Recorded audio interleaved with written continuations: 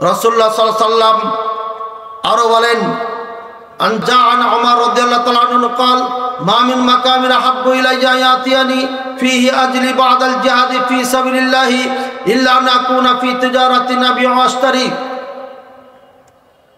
ভাইরা আমার ওমর রাদিয়াল্লাহু তাআলা আনহু বলেছেন আমার কাছে জিহাদ ফি সাবিলিল্লাহর পরে সবথেকে উত্তম কাজ হচ্ছে এই জায়গাতে ব্যবসা করা, অর্থাৎ বাজারে বসে উনি দেখাচ্ছেন এইখানে আমার ব্যবসা করা হচ্ছে আমার কাছে সবথেকে উত্তম। এই জন্য যে আল্লাহ পাক রব্বুল আলামিন বলেছেন ওয়া খারুনা ইয়াদরিবুনা ফিল আরদি ইয়াবতাগুনা মিন ফাদলিল্লাহ, একটি দল আছে আল্লাহর পথে যুদ্ধ করে, আর একটি দল আছে আল্লাহর ফজল ও করম, আল্লাহর দয়ায় আল্লাহর মেহেরবানিতে তারা রিজিক তলব করতে থাকে। বলেন সুবহানাল্লাহ। সুতরাং জিহাদের সঙ্গে এই ব্যবসা বাণিজ্যকে যেহেতু আল্লাহ পাক রব্বুল আলামিন এক্সাম হিসাবে পেশ করেছেন, তাই আমার কাছে প্রিয় হচ্ছে এই বাজারে বিজনেস করা। কে বলছেন এই কথা? কে বলছেন? কে বলছেন বলেন না ভাই, জোরে বলেন। ওমর রাদিয়াল্লাহু তাআলা আনহু কে? সেটা হলো ওমর রাদিয়াল্লাহু তাআলা খলিফাতুল মুসলিমিন, অর্ধ পৃথিবীর শাসক রাজা, যার কথা শুনে রোম পারস্যের পরাশক্তির কুরসি পর্যন্ত মিশে গেছে মাটির সাথে, যার কথা কোরআনের সাথে বারবার মিল খেয়েছে। রাসূলুল্লাহ সাল্লাল্লাহু আলাইহি ওয়াসাল্লাম বলেছে ওমর, তুমি যখন কোন রাস্তা দিয়ে চলো,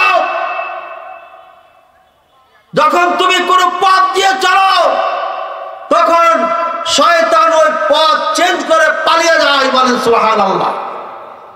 এই হচ্ছে ওমর রাদিয়াল্লাহু তাআলা আনহু, যার দবদবা, যার শওকত, শান গোটা পৃথিবীতে ছড়িয়ে ছিটিয়ে আছে, যার ভয়ে কাফেরদের কলিজা 1000 কিলোমিটার দূর থেকে কাঁপে, এমন খলিফাতুল মুসলিমিন এই ব্যবসা করছেন।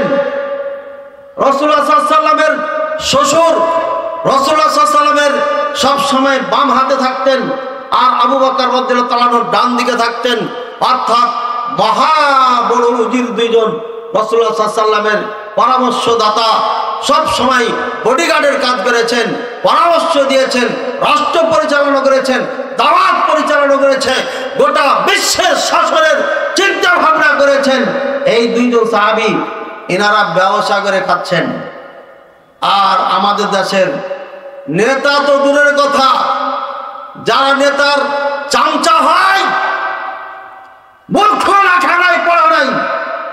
কয়েকদিন আগে দেখেছি ন্যাংটা হয়ে বাজার বাজার ঘুরে বেড়াইতো, পরনে ভালো কাপড় ছিল না, পায়ে জুতা তো দূরের কথা, 30 টাকার স্যান্ডেল পর্যন্ত ছিল না। এই নেতার পিছে ঘুরতে ঘুরতে দেখা গেল মোটর সাইকেলের মালিক হয়ে গেল, হতে হতে বাড়ির মালিক হয়ে গেল, হতে হতে বিশাল বাগানের মালিক হয়ে গেছে। এ এখন জমিদার, 10 বছর পরে এই এলাকার ওই নেতা হয়ে যায়।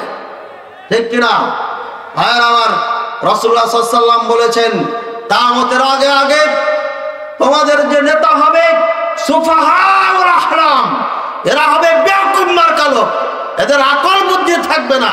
কেমনে? আমাদের নেতাদের আকল নাই, কি বলেন? আকল নাই, জ্ঞান নাই, আছে? তাহলে কোরআন মিথ্যা, হাদিস মিথ্যা হয়ে গেল, যা মিথ্যা হয়ে গেল না? জিনা মিথ্যা হয় নাই। আবু জাহল, উতবা, সাইবা, আবু সুফিয়ান যখন কাফের ছিল, আবু সুফিয়ান, উতবা, সাইবা এরা কাফের, এদেরকে বলেছেন আল্লাহ তাআলা এরা জাহেল, এরা মূর্খ। অথচ সেই সময়কার তারা পণ্ডিত ছিল, কারণ আল্লাহ প্রদত্ত বিধান এরা জানতো না।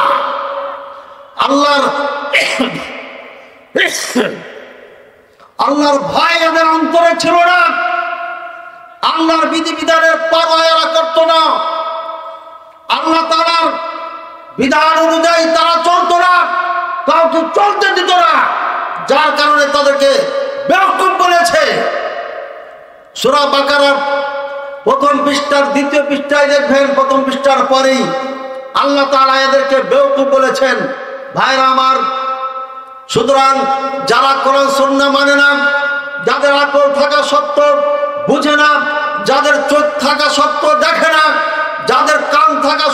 শুনে না, যাদেরকে বলছে উলাইকা কাল আনাম, এরা হচ্ছে চতুষ্পদ জন্তুর মতো।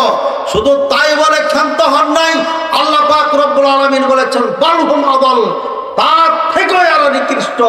ভাইয়ের আমার, নিকৃষ্ট যদি না হয়, যেমনি একজন মানুষ হয়ে একজন মানুষকে দিনের দুপুরে বাজারে মাঠে ঘাটে মানুষের সম্মুখে অস্ত্র দিয়ে, হাসা দিয়ে, কাঁটা দিয়ে, বটি দিয়ে, ছোড়া দিয়ে কপিয়া কপিয়া হত্যা করতে পারে, এরা আবু জাহালকে ছাড়িয়ে গেছে, এরা ফিরআউন নমরুদকে পর্যন্ত ছাড়িয়ে গেছে।